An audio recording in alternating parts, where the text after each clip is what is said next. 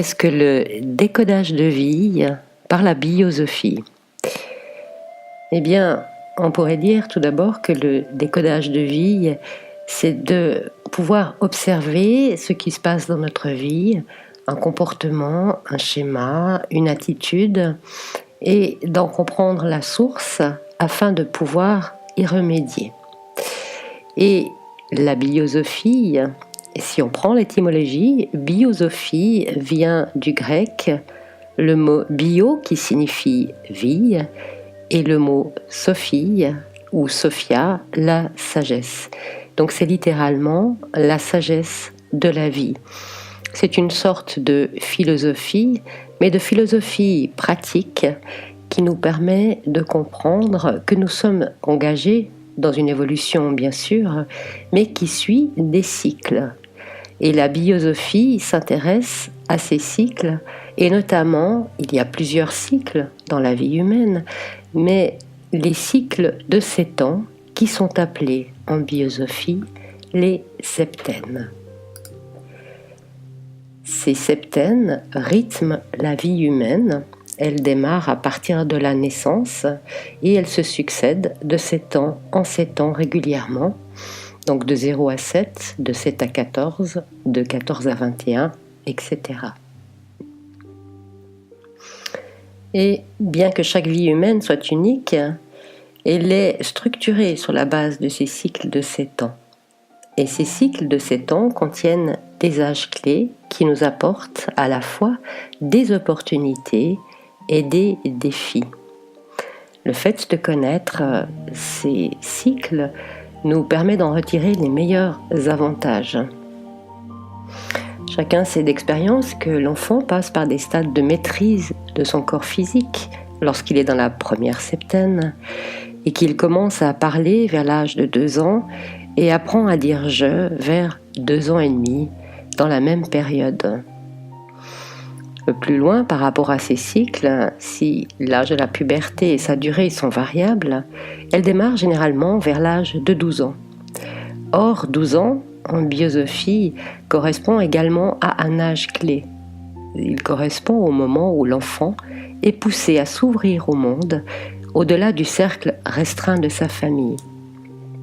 Et dans ces septênes, nous avons plusieurs âges clés, et la manière dont nous les avons vécus dans l'enfance, puis plus tard l'adolescence et même l'âge adulte, va influencer sur notre manière d'aborder la vie et le monde. Les blessures ou les traumas qu'on aurait pu engrammer dans certaines septênes peuvent être guéris dans d'autres septênes, car en effet il y a une sorte de phénomène miroir entre ces septênes qui fait que, par exemple, lorsqu'on est à l'adolescence, dans cette septaine qui va de 14 à 21 ans, eh bien on a un effet miroir de cette septaine entre l'âge de 21 et 28 ans, puis un peu plus tard entre l'âge de 42 et 49 ans. Donc nous avons toujours l'opportunité de pouvoir travailler sur des choses qui nous posent problème, de redresser certains comportements ou certaines erreurs, car nous avons des opportunités qui se présentent dans la vie de manière récurrente en fonction de ces cycles. Si ces cycles d'évolution sont visibles chez l'enfant et chez l'adolescent, puisqu'il y a le fait de grandir, le fait de passer par la puberté, eh bien, à partir de ce qu'on considère comme étant la maturité, vers l'âge de 20 à 21 ans, qui est une convention ici, parce que, par exemple, dans la période romaine, on était vraiment un véritable adulte qu'à partir de l'âge de 30 ans, eh bien, ces cycles continuent à avoir une influence sur nous de manière un petit peu plus subtile, puisqu'elles touchent moins le corps physique, puisqu'on est un être humain achevé, mais elles continuent à avoir son influence dans la vie de tous les jours. Par exemple, entre l'âge de 21 à 28 ans, qui est donc, comme je l'ai dit, miroir de l'adolescence, de la période entre 7 et 14 ans, le jeune adulte va développer sa sensibilité. Il va être en relation avec les autres et il va essayer de trouver l'équilibre dans les relations. De 28 à 35 ans, on a le développement de la pensée et du discernement qui doit aboutir à développer le véritable bon sens. Puis, entre 35 et 42 ans, nous avons une période qui est liée à ce qu'on pourrait appeler l'individualisation, c'est-à-dire que la personne a appris, grâce aux septaines précédentes, à maîtriser les 3 outils que sont sa pensée, son sentiment et sa volonté. À travers ces âges, bien sûr, il y a des périodes clés, et c'est sur ces périodes clés ou ces âges clés que se concentre la biosophie. Elle le fait afin de nous permettre de guérir des blessures, notamment les blessures d'enfance et les traumas, ce qui nous permet de nous réunifier, de redevenir un être entier afin de manifester les talents, les qualités, la créativité, car nous sommes tous des êtres créateurs. Si on continue par rapport à ces septaines, ces cycles qui se suivent, nous entrons après la période de 35 à 42 ans qui correspondait à la période de la conscience de soi, dans une période qui est celle de la liberté, de 42 à 49 ans, et qui est le reflet de l'adolescence. Ceci explique que parfois, pour certaines personnes, cette période est vécue comme une forme de retour à l'adolescence, où on a envie d'avoir de nouvelles relations, où certaines personnes ont envie de refaire leur vie avec un autre partenaire. Donc cette période de la liberté devrait normalement, dans l'idéal, nous mettre au défi de nous tourner vers les autres afin de manifester notre créativité et d'être dans le partage et pas tant dans une forme d'égoïsme où on pense à satisfaire surtout nos propres désirs. Et puis nous allons ensuite découvrir la septaine suivante qui s'étend de 49 à 56 ans et qui correspond au développement d'une forme d'altruisme et du don de soi. C'est une période qui est un petit peu plus tranquille et où on est beaucoup plus facilement en train d'éprouver de l'intérêt pour les autres, pour le monde. Et c'est une période idéale pour enrichir les autres de nos propres expériences, pour prendre soin de personnes plus jeunes qui auraient besoin de stimulation.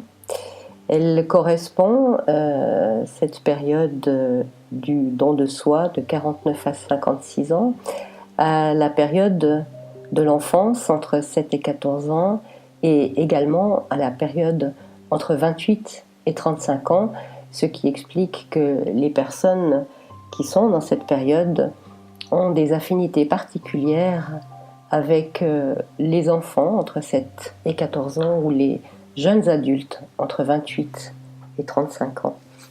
Et puis nous arrivons ensuite dans la septaine qui dure de 56 à 63 ans, qui nous permet vraiment de développer la sagesse. Elle nous invite à faire preuve d'une certaine sagesse pratique pour en faire profiter les autres. Elle nous permet d'assumer de hautes responsabilités et de dynamiser des projets afin de leur permettre de voir le jour et de se manifester dans le monde. C'est une septaine qui est en relation avec la petite enfance entre 0 et 7 ans et la période de la conscience de soi entre 35 et 42 ans. Fait singulier, à partir de la fin de cette septaine, vers l'âge de 63 ans, la société met les gens à la retraite. Alors qu'en fait, c'est des personnes qui pourraient encore apporter énormément grâce à leur sagesse pratique, à leur compréhension de la vie et des autres. Et puis à partir de 63 ans, effectivement, il y a comme une forme d'accalmie, la libération de certaines nécessités.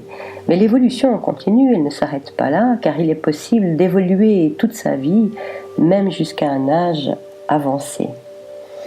Et les septaines qui suivent la 63e année sont tout aussi intéressantes, riches d'opportunités et même parfois de certains défis qu'il vaut la peine de relever. C'est une période qui nous permet de nous tourner vers le futur, contrairement à ce qu'on pourrait penser, afin de ressentir à quel point nous sommes des êtres créateurs et avoir un regard sur la vie qui soit un regard dans la continuité, un regard dans la pérennité. En résumé, décoder sa vie ou celle de ses proches grâce à la biosophie permet de donner du sens à l'existence. Elle permet de revisiter son vécu, d'anticiper sur les défis et les avantages des septaines à venir, de résoudre des situations de vie jusque-là incompréhensibles et de se propulser dans une spirale ascendante. La biosophie permet de devenir l'artisan de l'œuvre d'art que représente notre vie, de se créer des buts nouveaux, de surmonter des épreuves. La biosophie, enfin, apprend comment conserver intactes ses facultés intellectuelles, même à un âge avancé, à dépasser les conflits, à harmoniser sa vie et à comprendre celle des autres. Elle accroît la sagesse, le discernement, l'empathie envers les autres et se montre telle une boussole sur le chemin de l'existence.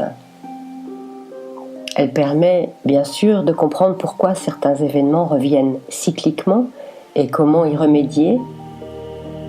Elle permet, je l'ai dit, de guérir les blessures d'enfance et de compenser ou atténuer certains traumas. Elle donne une ligne de conduite claire quant aux étapes décisives de notre vie. Et comme le parcours de chacun est unique, elle permet de décoder son vécu et d'apporter les ressources nécessaires pour le futur. Elle permet de mieux comprendre ses enfants, son conjoint, ses parents et les personnes que l'on côtoie. Et en définitive, elle nous apporte la sérénité en nous reconnectant à notre nature profonde, en donnant du sens et du rythme à notre vie.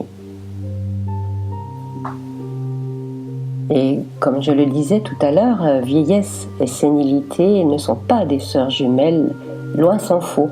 Lorsqu'on a appris à décoder sa vie à la lumière de la biosophie, à corriger les erreurs et les imperfections des cycles précédents, il est parfaitement possible de vieillir en demeurant dynamique mentalement et même physiquement et créatif. Ma grand-mère, à 84 ans, peu après avoir abandonné la moto, allait encore nager tous les jours et participait à des activités de développement spirituel, écrivait, prenait des notes et continuait de se forger une philosophie de vie en cherchant à faire de chaque jour une nouvelle opportunité de croissance personnelle et de maîtrise de ce qu'elle considérait comme ses défauts. En résumé, la biosophie nous permet de nous découvrir nous-mêmes, d'aller à la rencontre de l'être créateur que nous sommes, de donner du sens à notre vie et à celle des autres, et d'être une lumière et un enseignant pour les personnes que nous rencontrons.